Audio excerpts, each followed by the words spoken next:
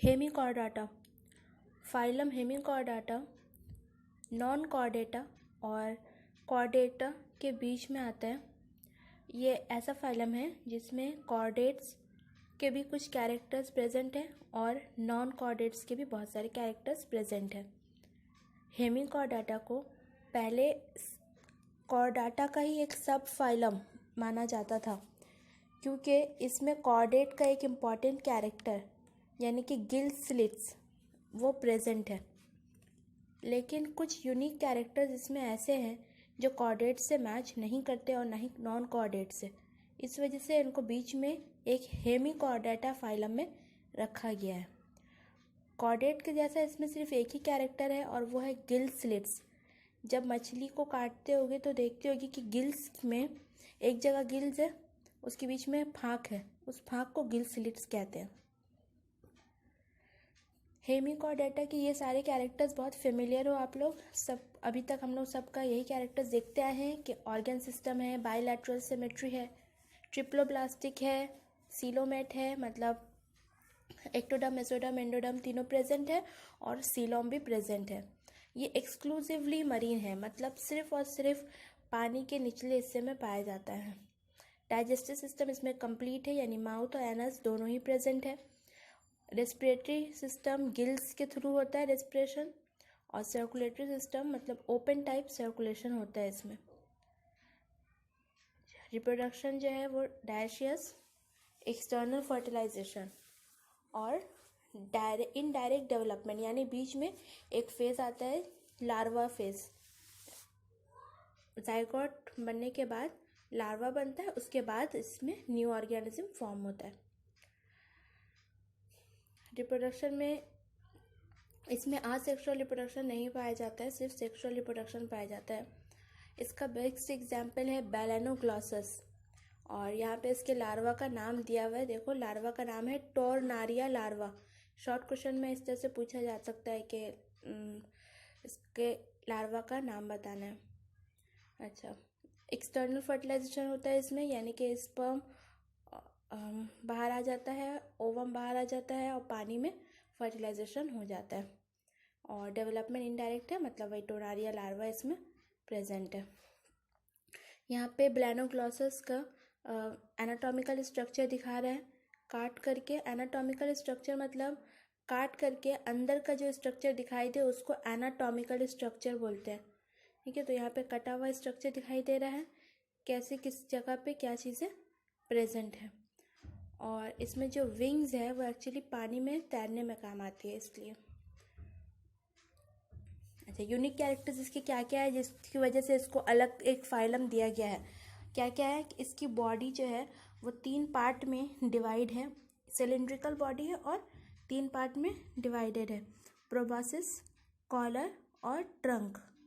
इसके हेड को प्रोबॉसिस कहते हैं, ठीक है, और बाकी 2 पार्ट है कॉलर और ट्रंक। अच्छा, कॉर्डेट का एक बहुत इंपॉर्टेंट कैरेक्टर होता है कि उसमें नोटोकॉर्ड चीज़ प्रेजेंट है, लेकिन हेमिकॉर्डेटा में नोटोकॉर्ड के बजाय स्टोमोकॉर्ड, नोटोकॉर्ड का ही एक छोटा फॉर्म प्रेजेंट है जिसको स्टोमोकॉर्ड कह रहे हैं। इसी वजह से इसको एक अलग फाइलम दिया गया, क्योंकि इसमें नोटोकॉर्ड की जगह पे स्टोमोकॉर्ड प्रेजेंट है। रूडिमेंटरी मतलब छोटा सा स्ट्रक्चर, जबकि नोटोकॉर्ड बहुत लंबा स्ट्रक्चर होता है। प्रोबॉसिस ग्लैंड इसमें प्रेजेंट है, जिसके जरिए इसमें एक्सक्रीशन होता है। Now phylum Chordata. कॉर्डेट्स का नाम सिर्फ और सिर्फ कॉर्डेट्स इसलिए पड़ा क्योंकि इसमें नोटोकॉर्ड प्रेजेंट है। नोटोकॉर्ड क्या चीज़ है वो देखो। Notochord is a flexible rod. एक फ्लेक्सिबल मतलब जो ऊपर नीचे कुछ भी किया जा सकता है, रबर बैंड की तरह फ्लेक्सिबल रॉड है, और ना ही ऊपर की तरफ ना ही नीचे की तरफ, बल्कि बीच के हिस्से में प्रेजेंट रहता है, मिड डॉर्सल लाइन। और किस किस चीज़ के बीच में प्रेजेंट रहता है? Between elementary canal and nerve cord. Nerve cord और एलिमेंटरी कैनाल के बीच में प्रेजेंट रहता है। देखो कितना लंबा सा स्ट्रक्चर है नोटोकॉर्ड। और गिल स्लिट्स नज़र आ रहा है यहाँ पे, ऐसे छेद छेद फाँक फाँक है, उसी को स्लिट्स कहते हैं, और इसी के ज़रिए रिस्पिरेशन होता है। ये एम्ब्रायो में पाया जाता है। नोटोकॉर्ड जो है कॉर्डेट्स के किसी किसी में एम्ब्रायो फॉर्म में पाया जाता है, किसी किसी में फुल बॉडी में पाया जाता है, किसी में बहुत छोटी सी जगह पे पाया जाता है। लेकिन लाइफ के किसी भी हिस्से में या किसी भी टाइम पीरियड में ये प्रेजेंट होना ज़रूरी है, तभी उसको कॉर्डेटा कहेंगे। कॉर्डेटा में कंडीशंस हैं कि ये 3 चीज़ प्रेजेंट होगी तभी उसको कॉर्डेट्स कहेंगे: नोटोकॉर्ड, नर्व कॉर्ड और गिल स्लिट्स। कॉर्डेटा और नॉन कॉर्डेटा में क्या क्या डिफरेंस है? नोटोकॉर्ड कभी भी पाया जाता है किसी या एम्ब्रायो स्टेज में या लाइफ स्टेज में कभी भी, जबकि नॉन कॉर्डेट्स में नोटोकॉर्ड एब्सेंट है। सेंट्रल नर्वस सिस्टम जो है वो ऊपर की तरफ है और अंदर में खाली है, जबकि नॉन कॉर्डेट्स में भरा हुआ रहता है, यानी कि सॉलिड रहता है, और नीचे की तरफ में वेंट्रल साइड में प्रेजेंट रहता है और 2 पीस रहता है। गिल स्लिट्स कॉर्डेट्स में है, जबकि नॉन कॉर्डेट्स में गिल स्लिट्स एब्सेंट है। हम लोग देखे थे कि गिल बॉडी सरफेस से ज़्यादातर में रेस्पिरेशन होता था। कॉर्डेट्स में हार्ट जो है वो नीचे की तरफ है। नॉन कॉर्डेट्स में ज़्यादातर में तो हार्ट प्रेजेंट है ही नहीं, किसी किसी में है तो वो ऊपर की तरफ प्रेजेंट है। और कॉर्डेट्स में एनस के बाद एक छोटा सा टेल पाया जाता है, किसी किसी में छोटा किसी किसी में बड़ा, लेकिन टेल कॉर्डेटा में प्रेजेंट है, जबकि नॉन कॉर्डेट्स में टेल एब्सेंट है। फाइलम कॉर्डेटा को depending upon their presence of notochord, कि नोटोकॉर्ड किस जगह पे प्रेजेंट है और उसका स्ट्रक्चर कैसा है, और भी दूसरी बहुत सारी चीज़ों को ध्यान में रख करके इसको 3 डिफरेंट सब फाइलम में डिवाइड किया गया। सब फाइलम यूरोकॉर्डेटा, सब फाइलम सेफालोकॉर्डेटा और सब फाइलम वर्टिब्रेटा। सब फाइलम यूरोकॉर्डेटा और सेफालोकॉर्डेटा दोनों ही मरीन या ऐसे ऑर्गेनिजम्स हैं जिनको हम लोग बहुत अच्छी तरह से नहीं जानते, हर वक्त नहीं देख सकते, लेकिन वर्टिब्रेटा में जो ऑर्गेनिजम्स प्रेजेंट हैं उनको हम लोग जानते हैं, क्योंकि जू वगैरह और इधर उधर हम लोग जो अपने इर्द गिर्द जानवर को देखते हैं वो सब वर्टिब्रेटा में आते हैं।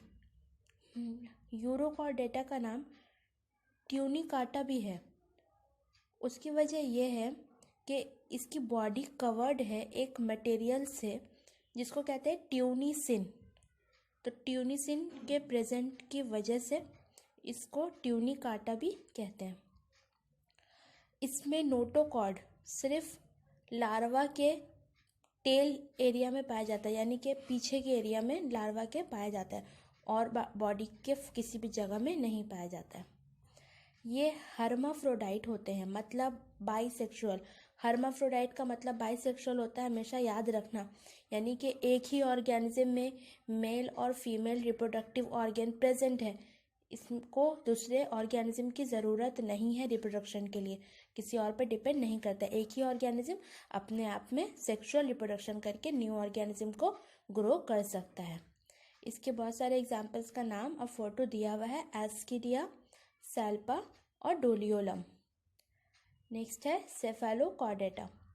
सेफालोकॉर्डेटा में नोटोकॉर्ड जो है पूरी लाइफ में रहता है, पूरी ज़िंदगी भर रहता है, सिर्फ लार्वा में या सिर्फ एम्ब्रायो या सिर्फ मैच्योर ऑर्गेनिज्म एडल्ट में नहीं, बल्कि पूरी लाइफ में थ्रू आउट लाइफ प्रेजेंट रहता है, और हेड टू टेल पूरा ऊपर से लेके नीचे तक प्रेजेंट है।